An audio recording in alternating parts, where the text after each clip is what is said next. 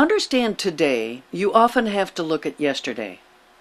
So to grasp the challenges that contemporary policing faces, we need to explore a brief history of law enforcement in the United States.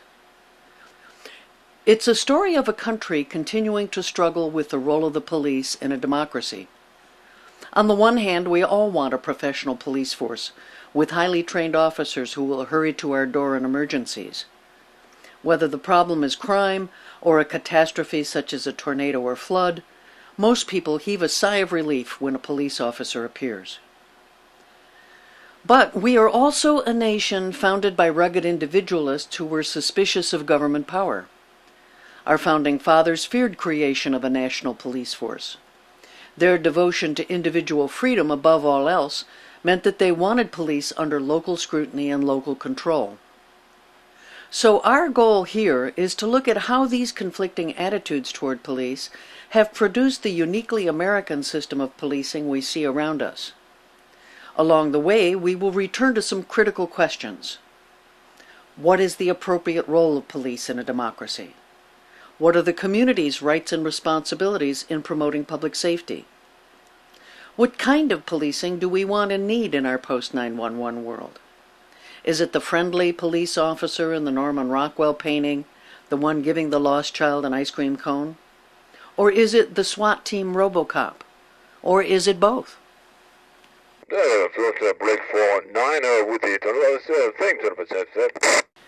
When the first settlers came to America, there were no paid police. Communities policed themselves. Public disapproval was one way to keep people in line. Shunning is a tactic where the community deliberately refuses to acknowledge or interact with a person who has broken the rules. Controlling behavior by casting out a person who disobeys is still practiced by some religious groups, such as Old Order Amish, Jehovah's Witness, and members of the Baha'i Faith. This form of informal social control can be enormously powerful in tight-knit communities, especially when people must rely on each other for their very survival. The Puritans enforced their strict rules through public humiliation and punishment. Here we see people locked in stocks in the town square. And instead of a secular justice system, cohesive religious communities would often decide for themselves what to do when someone disobeyed the rules. In the early years of our country, threats from outside the community were viewed as far more dangerous than any threat from within. The clash of cultures between settlers and Native Americans characterized much of our early history. The colonists also relied on each other to maintain order. Keep in mind that in 1720, there were fewer than 500,000 people in the United States. New York City was still a small town of only 7,000 people. In a community this small, a citizen watch made better sense than a paid police force. People volunteered to be town criers. They were part journalist, part police officer, and part neighborhood watch captain. These community volunteers would patrol the streets at night, keeping an eye on what was happening and spreading the news. 9 o'clock and all's well.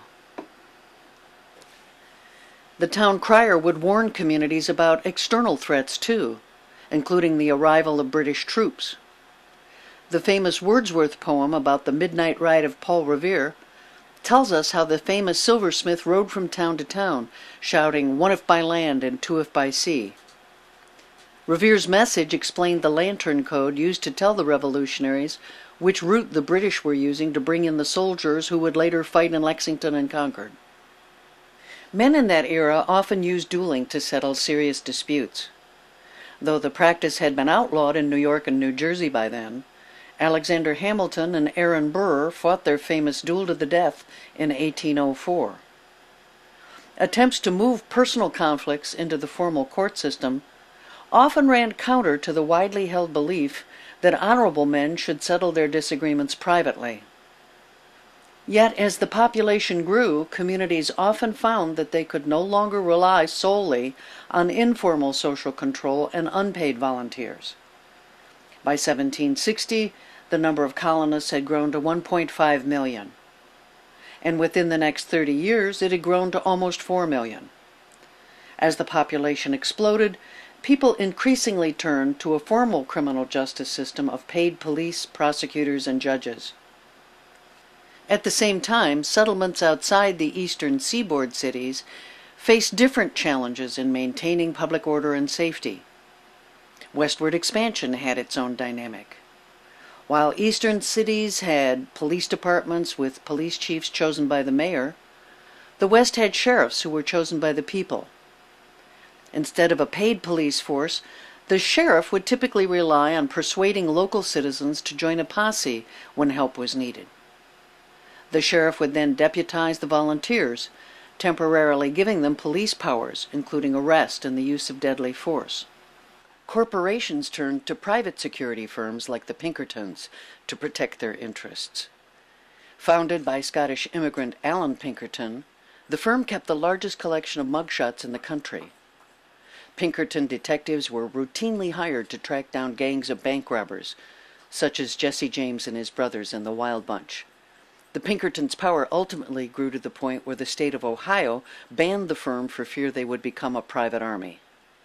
It is also worth noting that it was the sheriff who routinely enforced gun control. In many Western communities, visitors were required to leave their guns with the sheriff while they were in town. Yet, tales of gunplay also made the publishers of dime novels rich. These illustrated morality tales glamorized the violence of the Old West, which many would argue the media have done ever since. The institution of slavery consumed and corrupted justice in the American South. Though only 500,000 slaves were brought to America from Africa, their numbers had grown to roughly 4 million by the 1860 census. Today we shudder at the brutality it took to repress such a large group of people living among us. But institutionalized repression was the law of the land in the southern slave states until the Civil War. This was certainly not the first time, nor the last, that a government has misused police to enforce misguided laws and policies. The Civil War and its aftermath spurred the growth of a paid police force nationwide, as the nation struggled to come together and recover from the ravages of war. Best estimates are that the Civil War caused the death of at least 620,000 soldiers on both sides. This was at a time when the total population was roughly 31 million people, so this would be the equivalent of losing more than 6 million citizens today. For additional perspective, remember that the number of soldiers killed in the Civil War is more than the total number of American soldiers lost in all the wars we have fought since then. Yet in some ways, it is the legacy of violence and vigilantism of the Reconstruction era that echoes most today. For at least a dozen years following the Civil War, the federal government tried to undo the inequities of slavery. But freeing the slaves and giving them the vote, sometimes the majority vote, sparked a ferocious backlash among Southern whites. Their anger erupted into violent vigilantism in the form of the Ku Klux Klan in 1866. The KKK grew in numbers for the next half-century, ultimately reaching a membership of 4 to 5 million men in 1920. That was 15% of registered voters back then, when only men could vote. The post-Reconstruction era saw the rollback of rights for African American citizens. Southern sheriffs, for the most part, enforced the scandalous Jim Crow laws. These were the laws that deprived former slaves of the rights that had been guaranteed them by the 15th Amendment to the Constitution that was passed in 1870. To understand the level of violence, consider that almost 5,000 people were lynched in the United States between 1882 and 1968, and 3 out of 4 of them were African Americans. Photographs of lynchings all too often show police celebrating with the crowd rather than intervening to save the lives of the victims.